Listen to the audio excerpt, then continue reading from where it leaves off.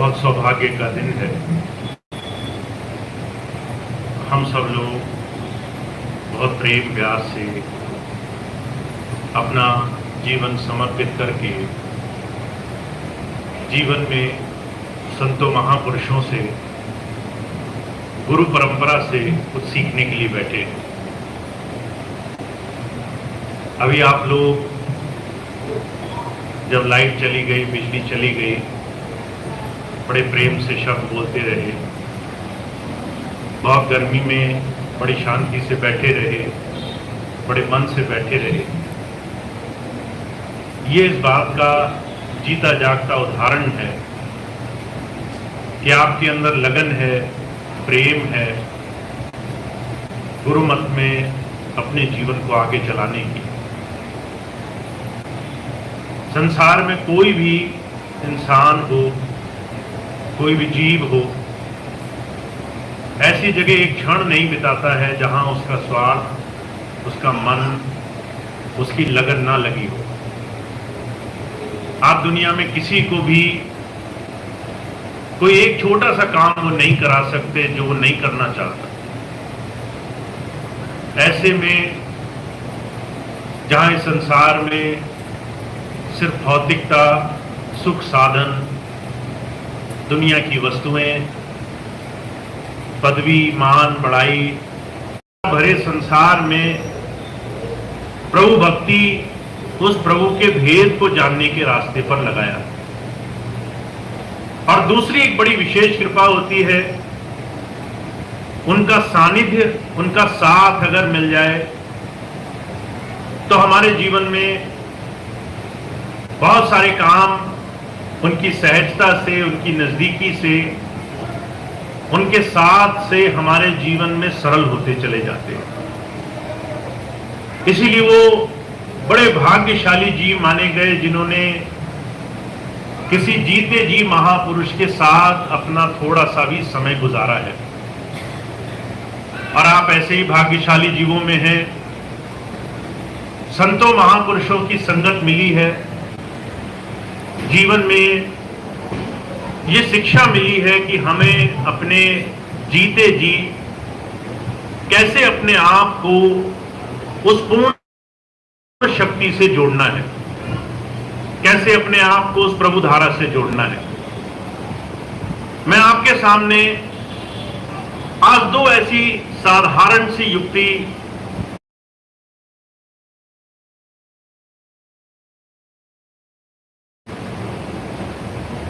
हुजूर कहा करते थे, अगर किसी इंसान को एक काम सौंपा जाए कि वो एक लकड़ी का दरख्त हो, बहुत मोटा पेड़ हो, उसको काटे, तो उसे सबसे पहले अपनी कुल्हाड़ी को तेज कर लेना चाहिए।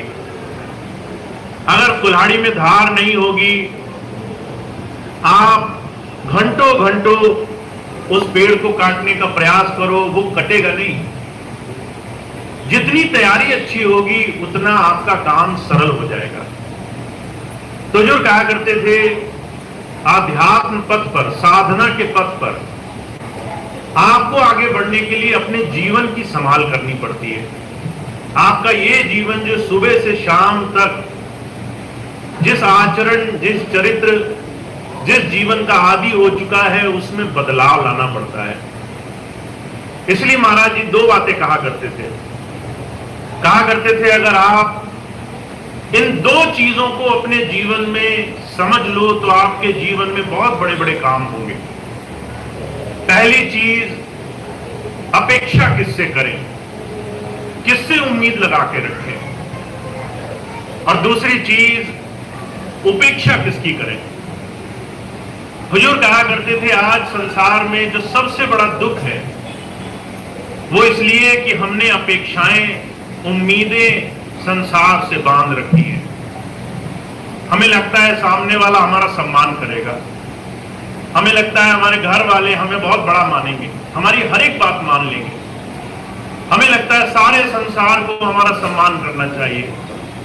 हम हर किसी से उम्मीद लगा करके बैठे, लोग हमारे मन मुताबिक बोले, हमारे मन मुताबिक सांस लें, हमारे मन मुताबिक जीवन जिए, हमारे मन मुताबिक काम करें। ये जो अपेक्षाएं हैं इसे हमने संसार से बांध रखा है। पर अगर आप यकीन माने तो 99% आज हमारी उम्मीदें कराते हो। कल तुमने इतना पढ़ा था, आज तुमको ज्यादा पढ़ना है। कल तुमने इतनी शैतानी करी थी, आज उससे कम करनी है। कल तुमने मेरी ये बात नहीं मानी थी, आज ज्यादा माननी है। हम उस बच्चे को जब तक उससे तुलना कराते हैं, उसके लिए समझना आसान होता है मेरे लिए जीवन में मुझे जाना कहां है। उसे ये मालूम है उसने कल कितना किया था, आज उसे कितना करना है। कल अगर गलती ज्यादा हुई तो आज गलती कम करनी है। कल अगर अच्छाई ज्यादा हुई तो आज उससे और ज्यादा करनी है।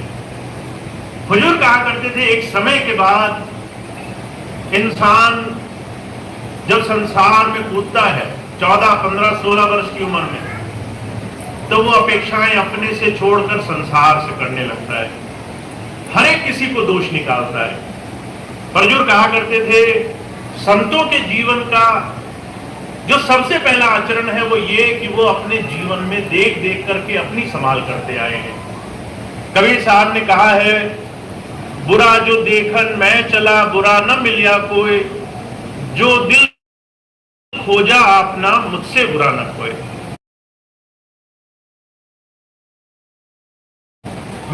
और जब मैंने अपने अंदर झांक कर देखा तो मुझे लगा कि मैं तो उनसे भी ज्यादा खराब हूं। मैं उन लोगों के दोष गिनने चला था जो संसार में दूर बैठे हैं, मैं उनके जीवन की खामियां ढूंढने चला था। इससे बड़ा दोषी कौन होगा। तो जो कहा करते थे अपेक्षाएं जब हम अपने आप से करते हैं, जब ध्यान साधना में जुड़ा हुआ, जब गुरु चरणों में जुड़ा हुआ कोई जीव अपने आप से अपेक्षा करता है, तो जो कहा करते थे जीवन में परिवर्तन आना शुरू हो जाता है। हुजूर कृपाल सिंह जी महाराज के जीवन की घटना आती है। उनके पास कोई गया एक बार और कहा, महाराज मेरे को ध्यान करने में बड़ी समस्या है।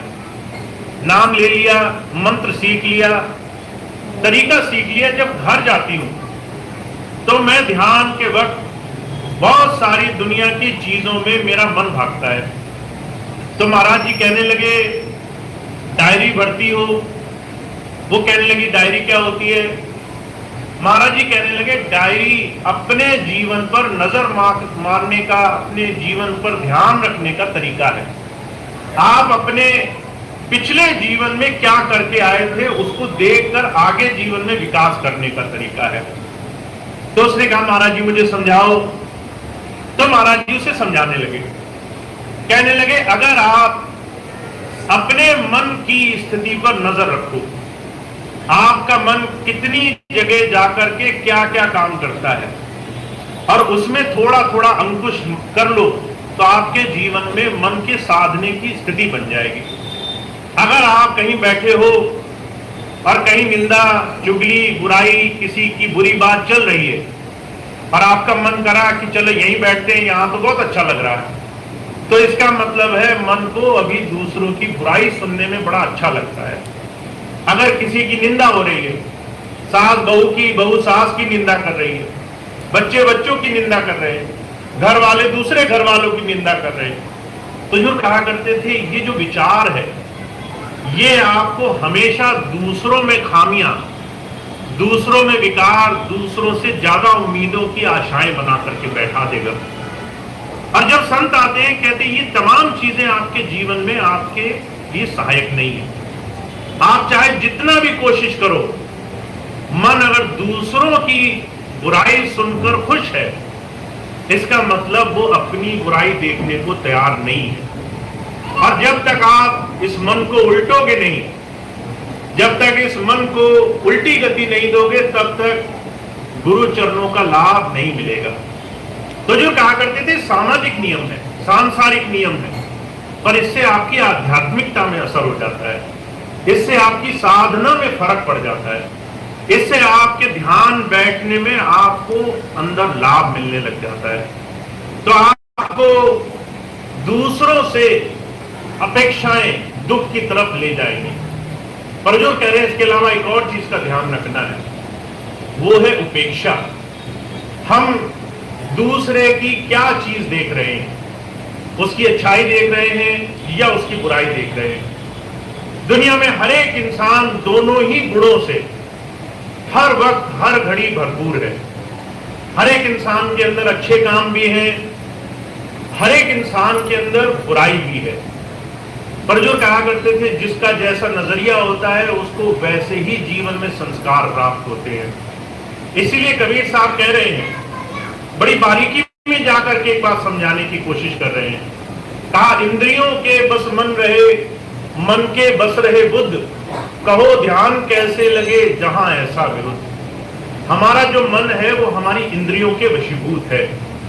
हमारी इंद्रियां, आंख की इंद्री देखने का काम करती है, कान की इंद्री सुनने का काम करती है, जबान की इंद्री स्वाद लेने का काम करती है, नाक की इंद्री सुगंधी लेने का काम करती है। हुजूर कह रहे हैं, इसमें आप संसार की तरफ कैसे रमे हो इस पर नजर रखना। अगर आपने आंखों से देखा और देखी हुई चीज आपके मन में बार बार आपके अंदर घूम रही है, इसका मतलब वो आपके मन पर असर डाल रही है।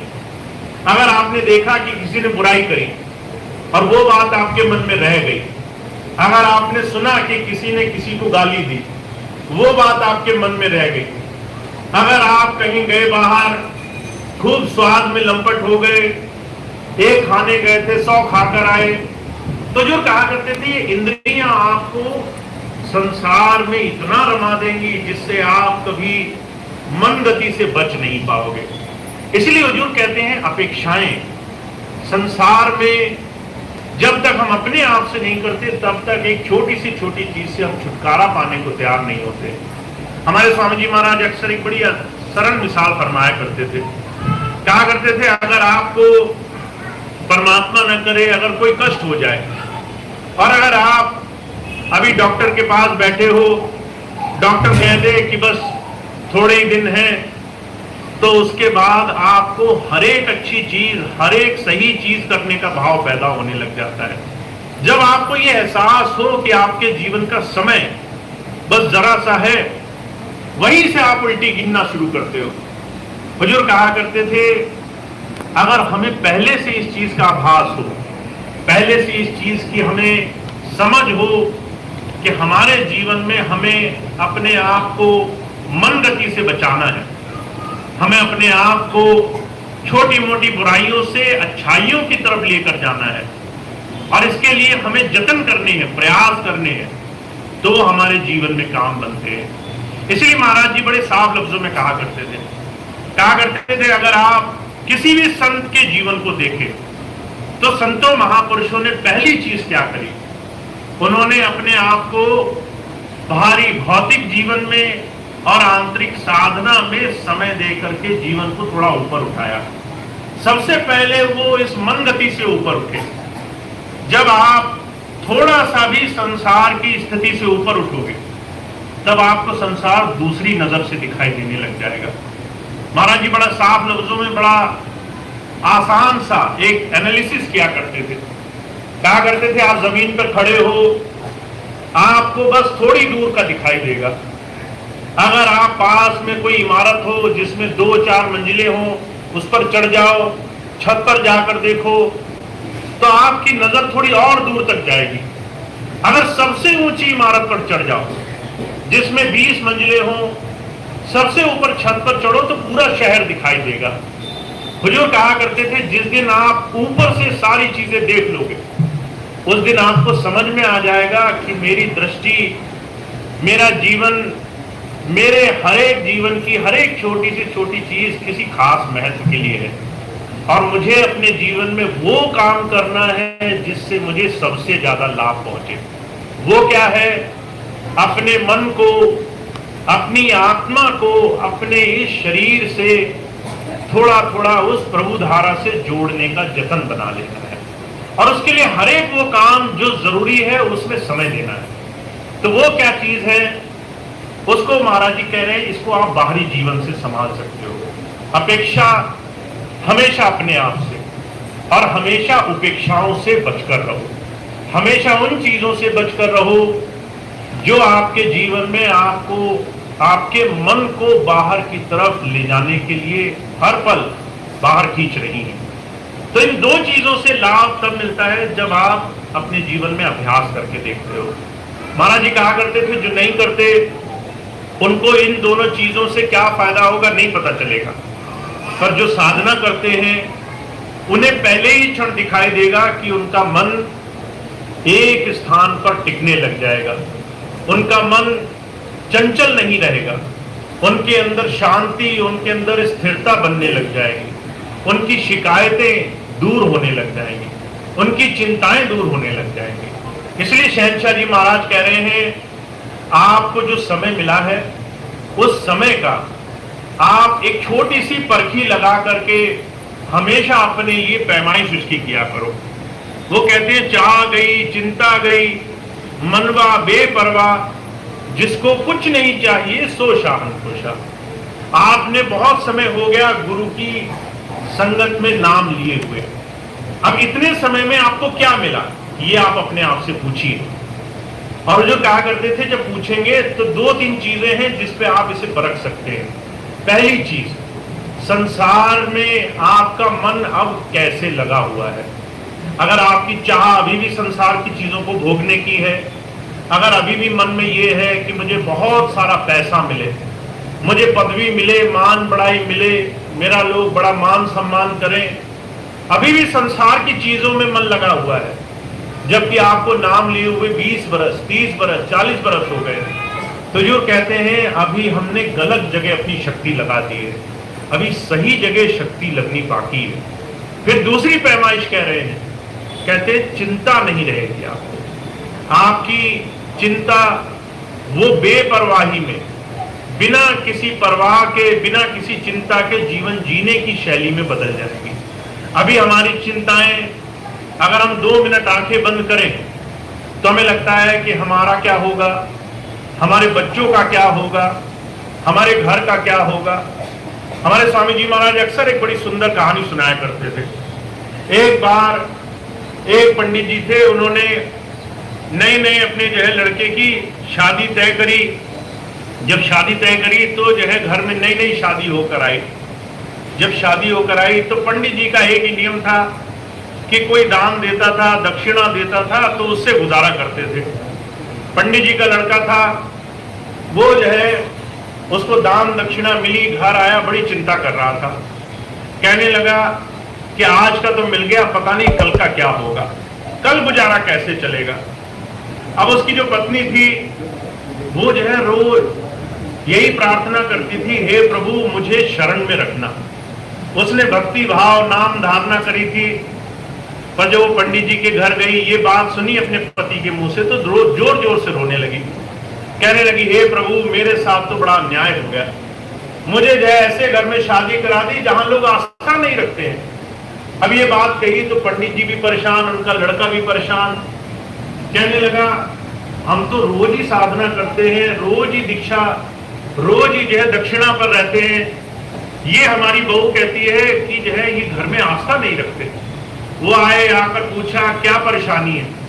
कहने लगी कि तुम्हें भरोसा नहीं कि परमात्मा तुम्हें कल देगा या नहीं देगा, तुम जो है संसार में इस चिंताओं में हो कि तुम्हारा कल का गुजारा कैसे होगा, कि जो है अगर कोई मर जाता है तो उसको संस्कार की व्यवस्था हो जाती है संसार में, कहते उसको देना पड़ता, पर कहते जो जिंदा न रहे वो यही चिंता कर रहे हैं, हमारा कल क्या होगा, परसों क्या होगा, हम जिंदगी का क्या होगा। तो जो कहते हैं चिंताएं हैं, जो गुरु शिष्य हो गया है अगर फिर भी हो रही है तो इसका मतलब अभी सही रास्ते पर नहीं गए, अभी गलत रास्ते पे दौड़ लगा रहे हैं। तो जो कहते हैं आपके बढ़ने लग जाता है, भरोसा बढ़ने लग जाता है, जब हमारा विश्वास हो उस प्रभु पर कि वो हमारे जीवन के हर एक काम में, हमारी हर एक चीज में पहले से पहले संभाल करके रखेगा, तो उसके बाद हमारे जीवन में दुख नहीं उठाना पड़ता। तो जो कहा करते थे इन दोनों चीजों की शुरुआत कब होती है, 2 मिनट से 1 मिनट नहीं होना चाहिए, वो 2 मिनट से 3 मिनट होना चाहिए। तो जो क्या करते थे, अपने आप से जिस दिन आप हर रोज आगे बढ़ने की अपेक्षा रखोगे उस दिन आपके जीवन में चमत्कार होंगे। मैं आपको एक बार बार क्यों बताता हूं, अभी पिछले दिनों मैं बरेली गया, बहुत देर शाम की सभा लगी रही, बहुत सारे भाई बहन बैठकर गुरु चर्चा करते रहे। जब गुरु चर्चा समाप्त हुई, एक भाई कहने लगे भैया जी हमने तो एक ही चीज सीखी है, कब हो जाती है हम पता नहीं, हम कब आलस में इसे बैठते रहते हैं। अगर सोना हो तो 5 की जगह 10 घंटे सो जाते हैं, अगर दोस्तों के साथ बैठ तो जो है घंटे के 2 घंटे हो जाते हैं। बुजुर्ग कहा करते तो घर से किसी को नहीं पूछना पड़ता कि बीड़ी सिगरेट दारू पीनी है पियो, हम पहले ही घर से निकल लेते हैं, टाइम हो गया है।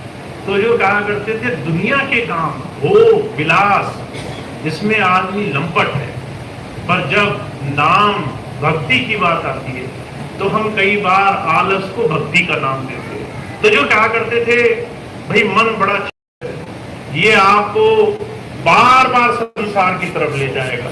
कहा मन लोभी मन लालची मन चंचल मन चोर, मन के चले मन चालिए मन पलक पलक पछोर।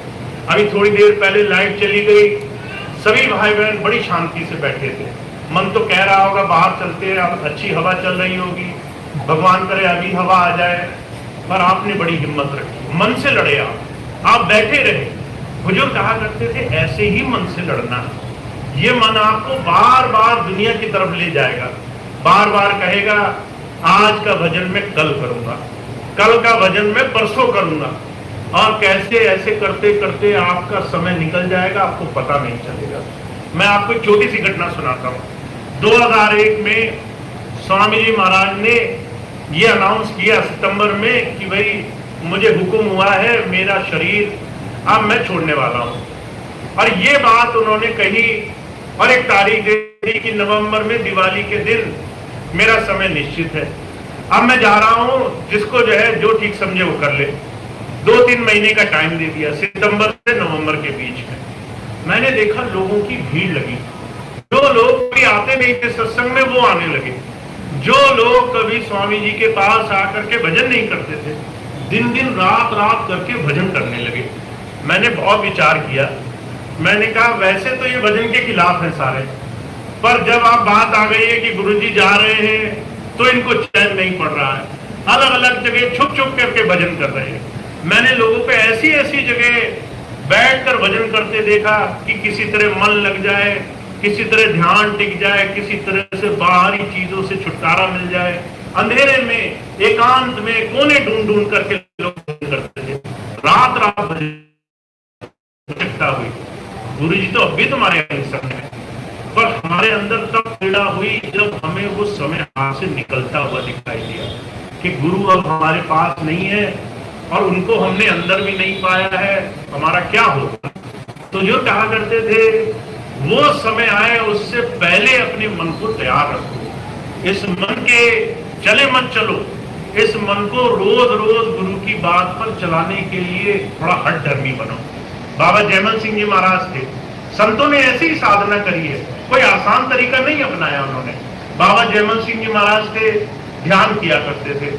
एक उन्होंने कोठरी बनाई, ध्यान करने बैठते थे तो नींद आ जाती थी, तो उन्होंने अपने बाल एक पीछे कील गाड़ी खूंटी और उससे बांधने लगे। कहने लगे मैं देखूंगा नींद कैसे आती है। तो नींद तो सबको आती है, पर नींद से लड़ने के लिए उन्होंने भी जतन किए।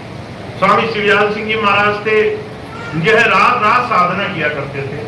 साधना अच्छी हो, ध्यान पर नींद ना आए तो जितने पैर होते थे उससे भी छोटी एक खटोली बना करके बैठा करते थे, जिसकी वजह से उनके पैर बाद में कम चलने शुरू हुए।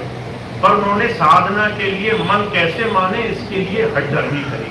तो जो कहा करते थे जब तक आप मन को खुला छोड़ दोगे कि भाई जो तुम्हारा मन है वो करो, जो तुम्हें ठीक लगता है करो, तो ये मन आपको व्यसन में ले जाएगा, आपको नशे भी कराएगा, आपको उल्टे काम भी कराएगा, आपको गलत संगत में भी बिठाएगा, सत्संगत से दूर भी ले जाएगा।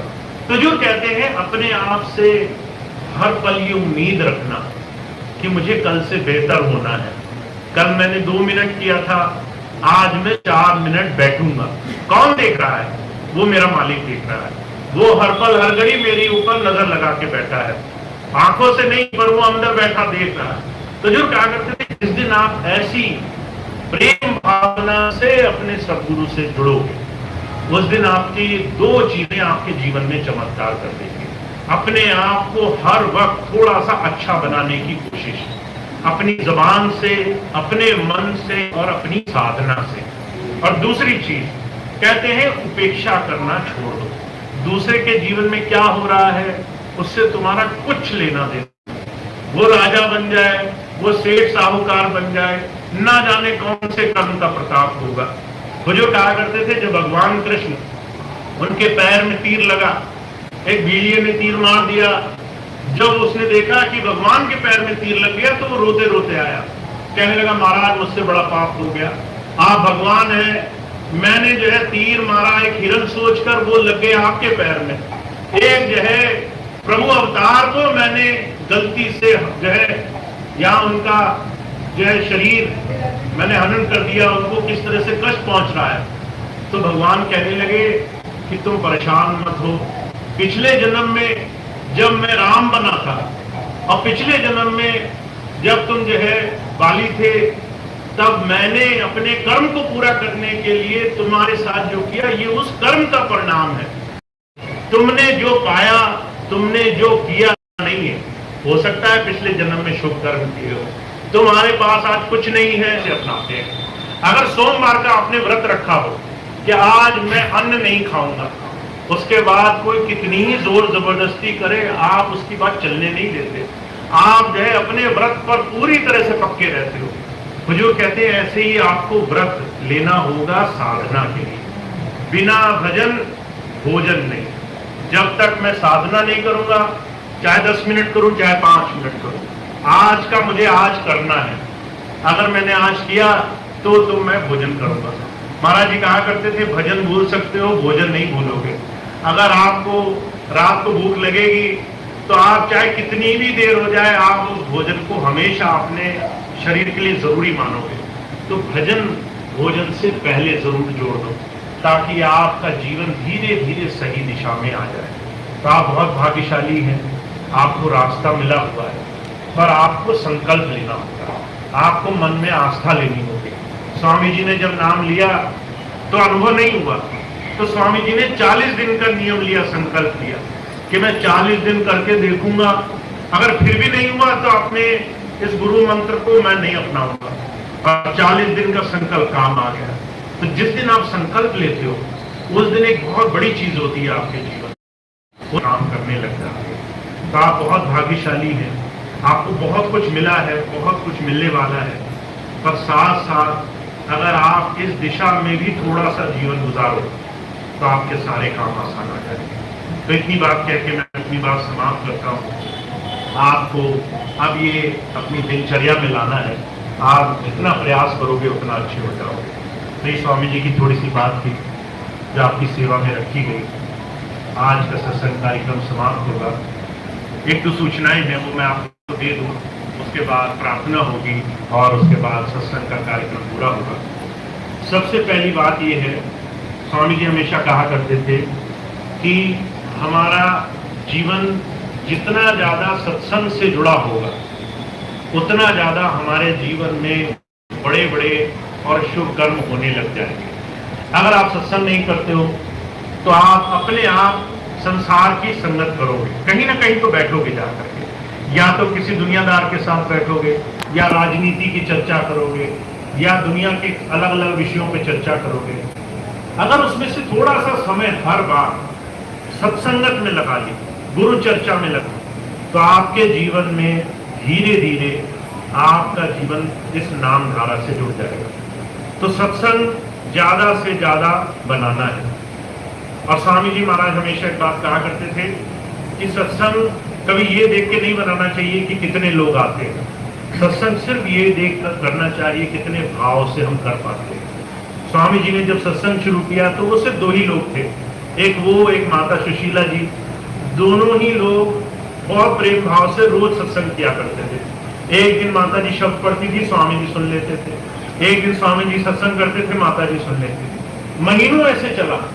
और एक दिन महाराज जी ने कृपा करी, एक व्यक्ति आया सत्संग में बैठ गया, फिर एक दिन एक और व्यक्ति आया, वो सत्संग में बैठ गया, फिर जो है 2 से 200 हुए, फिर 2000 हुए, फिर लाखों की संगत जुट गई उस प्रभु नाम को जीवन में अपनाने के लिए।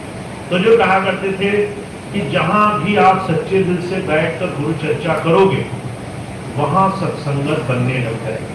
तो आप सत्संग जरूर बनाया करो। अगर आपके यहाँ कोई कर सके सत्संग, बहुत अच्छी बात है। नहीं कर सके, खुद ही करो।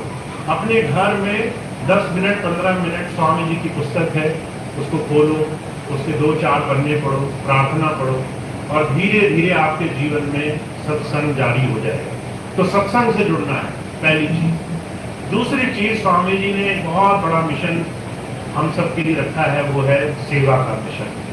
हम अपने जीवन से किसी जरूरतमंद की सेवा में कुछ सहयोग कर पाए।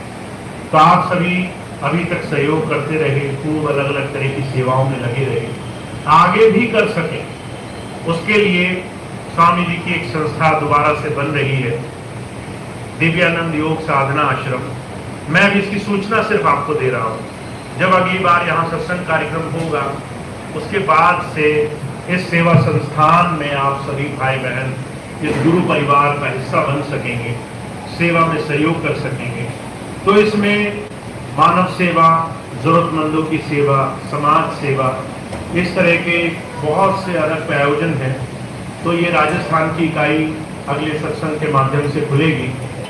जब आप अगली बार यहाँ सत्संग प्रोग्राम होगा, तब उस संस्था से जुड़ करके सेवा कार्यों का और अलग अलग तरह के सेवा प्रयोजनों में अपना सहयोग दे सकें। तो जो भाई बहन उसके सदस्य बनना चाहेंगे, वो अभी तो नहीं, पर अगली बार से धीरे धीरे उसके सदस्य बनने लग जाएंगे। उसमें समर्पित सेवादार, सामान्य सेवादार और जो आजीवन सेवादार के रूप में सदस्य बनना चाहते हैं, उनके लिए तीनों व्यवस्थाएं रहेंगी। तो वो अगले भंडारे से शुरू। तो इतनी बात थी सत्संग की और सेवा की। हम सभी को एकजुट होकर के इस सेवा और सत्संग के प्रायोजन में आगे बढ़ना है, जिससे हमारे जीवन में बहुत बहुत लाभ होगा। तो इतनी बात थी। अब एक प्रार्थना होगी, उसके बाद आज का कार्यक्रम समाप्त होगा।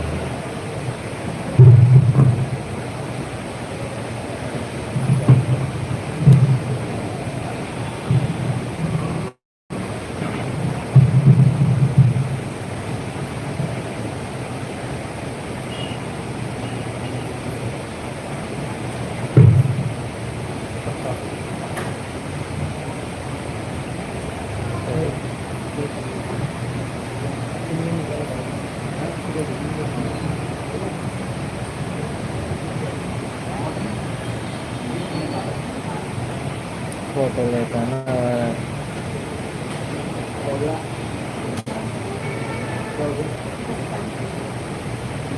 से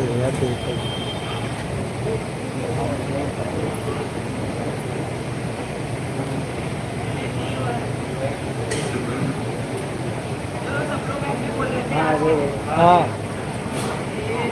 चरणों में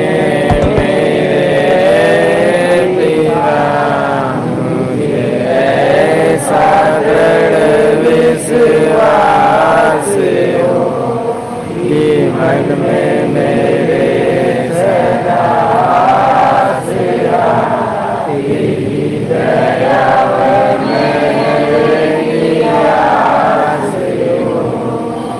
मेरे चरणों में मेरे पिता सागर विश्वास मन में मेरे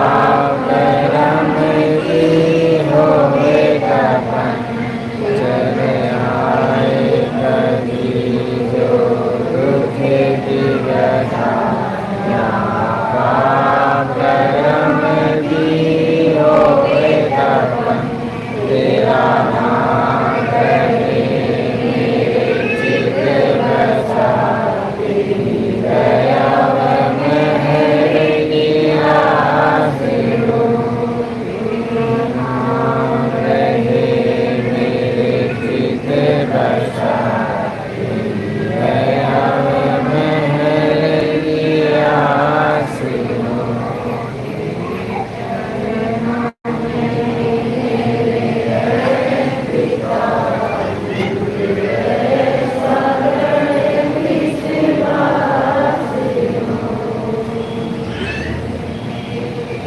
सदा सिया तेरी दया महर किया सिरो। बोलो स्वामी जी महाराज की जय, भैया जी महाराज की जय।